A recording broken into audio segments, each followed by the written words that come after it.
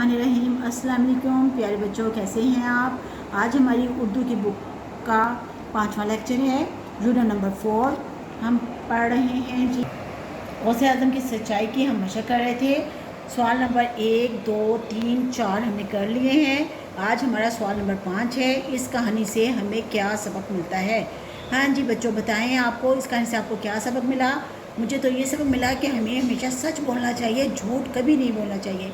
तो इसका जवाब होगा इस कहानी से हमें क्या सबक मिलता है। इस कहानी से हमें सबक मिलता है, जवाब लिखें मेरे साथ साथ। इस कहानी से हमें ये सबक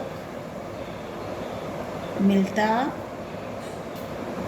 है कि हमें हमेशा सच बोलना चाहिए। हमारे गौसे आज़म की सच्चाई का सवाल था 5वां। इस कहानी से हमें क्या सबक मिलता है। इसका जवाब है इस कहानी से हमें ये सबक मिलता है कि हमें हमेशा सच बोलना चाहिए। गौसे आज़म की सच्चाई के 5 सवाल मैंने लिखवा दिए हैं। आपने ये पाँचों के पाँचों सवाल अपने होमवर्क की कापी पे लिखने हैं, अपनी बड़ी बहन को चेक करवाने हैं ताकि आपकी अच्छी तरह की प्रैक्टिस हो जाए।